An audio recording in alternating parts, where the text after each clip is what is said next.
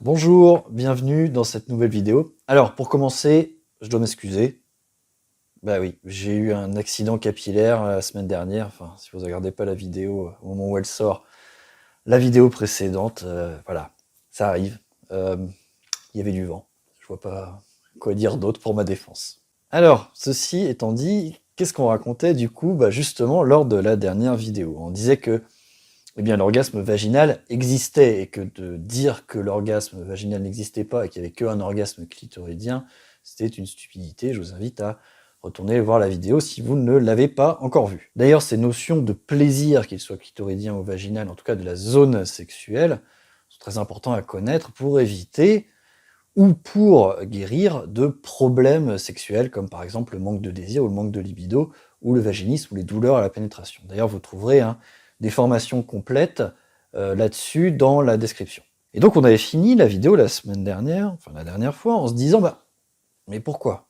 Comment ça se fait qu'il y a une attaque en règle comme ça sur le plaisir vaginal? Parce que la finalité c'était, comme il n'y a pas d'orgasme vaginal, c'est pas la peine d'avoir du sexe avec pénétration. Autant avoir du sexe sans pénétration. Donc en fait, derrière cette histoire de plaisir vaginal, ce qui est déguisé, c'est une attaque en règle contre la pénétration. Mais alors, pourquoi? Qu'est-ce qui se passe? Eh bien, figurez-vous que c'est à cause des néo-féministes. Alors, on va tout de suite faire une mise au point.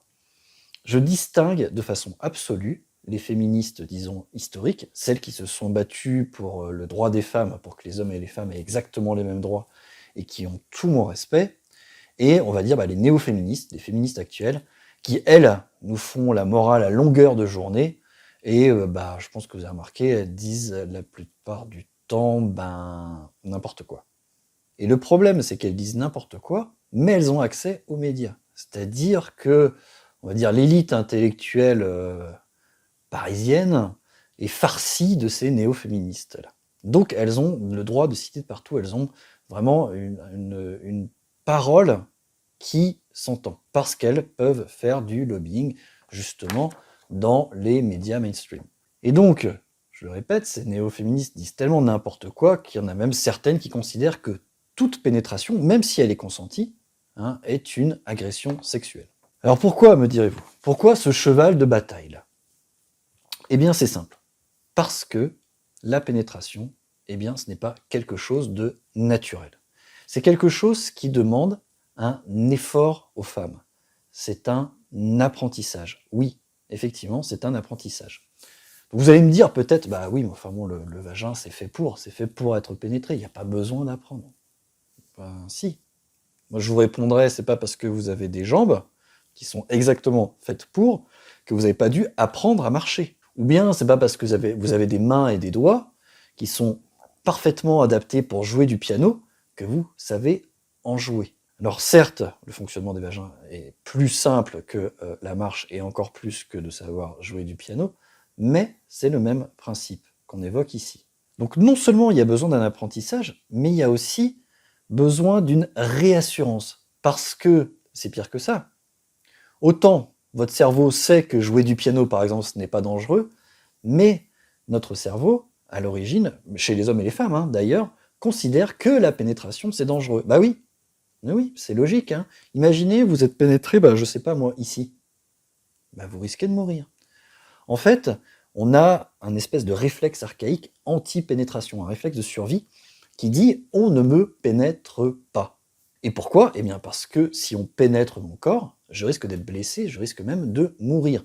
Et vous imaginez bien que ce réflexe archaïque, c'est pas un réflexe qui vous dit « non, non, mais dans le vagin, c'est bon, c'est fait pour, tu peux y aller sans problème ». Non, non, non, c'est « on ne me pénètre pas », point. Donc les femmes, elles ont ce travail-là à faire d'apprentissage, c'est-à-dire ça leur réclame un effort, mais en plus, elles doivent se dédouaner de cette peur, de cette phobie de la pénétration.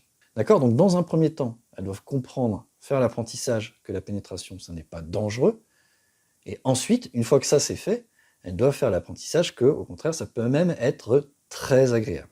Donc voilà, ça c'est une première raison pourquoi les néo-féministes, cette histoire de pénétration-là, elles s'en mettent pas. Parce que ça réclame un effort, que c'est pas naturel. Mais non, c'est pas naturel, ça s'apprend. Mais c'est pas la raison principale. Quelle est la raison principale? Eh bien, Ce qui se passe, c'est qu'une fois que une femme a compris par l'apprentissage, en général à la masturbation, en général, pas toujours malheureusement, mais la plupart du temps, c'est comme ça qu'elle découvre le plaisir de la pénétration, eh bien, ça va devenir la base de leur désir sexuel, de leur désir et de leur plaisir sexuel. Le désir d'être rempli, d'être comblé, d'être complète, de faire un sexe complet avec celui de l'homme. C'est la base du désir sexuel féminin, c'est celui d'être pénétré. Et le plaisir, c'est la satisfaction d'être pénétré. Or, ben là, il y a quelque chose qui se profile tout de suite. Eh bien, c'est que la femme, à ce moment-là, doit laisser accès à son corps à l'homme. Pour que justement, l'homme puisse y placer son pénis, dans son vagin du coup, c'est-à-dire que pour que l'homme puisse investir son corps. C'est ça la symbolique de l'acte sexuel, et c'est ce qui motive les deux partenaires de l'acte sexuel, c'est cette complémentarité. C'est l'homme se complète avec la femme et la femme se complète avec l'homme. Mais pour cela, oui, c'est comme ça, l'homme doit investir le corps de la femme doit accueillir en elle. Or, là vous me voyez arriver, hein, pour les néo-féministes, un homme qui investit le corps d'une femme, pour elle ça, mais c'est insupportable. C'est de la masculinité, patriarcat toxique ou je sais pas quoi. C'est un signe d'asservissement. Or, mais c'est n'importe quoi. C'est n'importe quoi puisque c'est la base du désir sexuel de la femme, et évidemment que quand la femme est pénétrée, eh bien, elle le choisit.